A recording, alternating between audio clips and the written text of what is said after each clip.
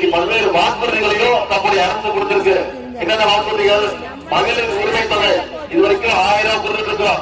நம்முடைய திராவிட மாடல் 2.0 ஆட்சி அமைச்சோட உரிமை தெரிஞ்சிருக்கோம். அதுதான் இல்லத்தரசி திட்டம்.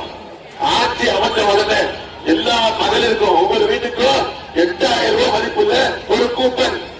அந்த கூப்பனை வச்சு உங்க வீட்டுக்கு தேவையான எந்த விதமான மின்சார எலக்ட்ரானிக் சாதனங்கள் எது வேணா வாங்கிக்கலாம். டிவி வேணுமா டிவி, பிரிட்ஜ் வேணாமா பிரிட்ஜ், மிக்சி வேணுமா மிக்சி, இப்படி எந்த விதமான மின்சாதனத்தையும் நீங்க அதுல வாங்கிக்கலாம். இதெல்லாம் நிச்சயம் நிறைவேற்றணும்னா மீண்டும் திராவிட முன்னேற்ற கழகம் ஆட்சி அமைக்கணும். நம்முடைய அரசு கடந்த 5 வருஷத்துல இத்தனை திட்டங்கள் செஞ்சதுனாலதான் இன்னைக்கு தமிழ்நாட்டிலேயே இந்தியாவிலேயே தமிழ்நாடு நம்பர் 1 ஸ்டேட்டாக நம்பர் 1 மாநிலமாக இன்னைக்கு 11.19% வளர்ச்சியோடு முதல் இடத்துல நம்முடைய தமிழ்நாடு வந்திருக்கு. இத்தனை திட்டங்களை செஞ்சிருக்கோம். ஒன்றிய அரசு நமக்கு கூட நிற்கிறா, நம்ம கேட்கிற நிதியை கொடுக்கிறாங்களா? ஒன்றிய அரசு கொடுக்கறது இல்ல. தமிழ்நாட்டுக்கு இந்த திட்டத்தையா கொடுக்கிறாங்களா? கொடுக்கறது இல்ல.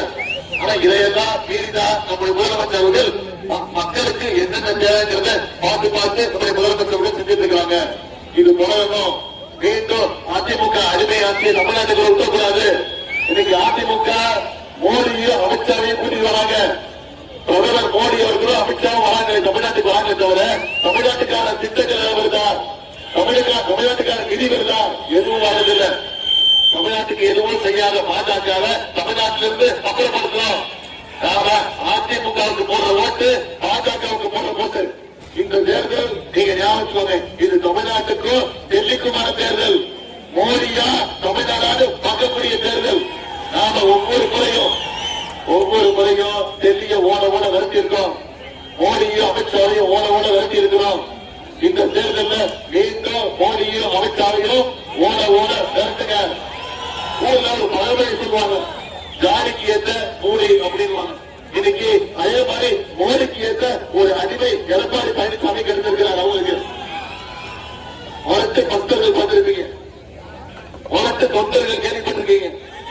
எங்கேயாவது பார்த்திருக்கீங்களா எடப்பாடி பழனிசாமி மாதிரி ஒரு மொத்த அடிமைய? அப்படிப்பட்ட ஒரு மொத்த அடிமைய இந்த தேர்தலாம் நடத்தி விடுங்க. 10 தோல்வி பழனிசாமிய மொத்த தோல்வி பழனிசாமியாக்கி அடிச்சு நடத்தி விடுங்க. செய்வீங்களா? நிச்சயம் செய்வீங்களா? இதையெல்லாம் மீண்டும்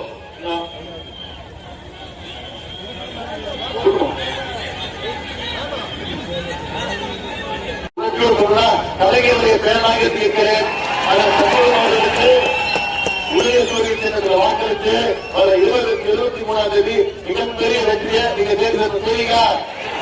நிச்சயம் பண்ணுவீங்களா? உங்களுடைய அச்சுக்கும் வரவேற்புக்கும் மீண்டும் நன்றி. ஆதரவு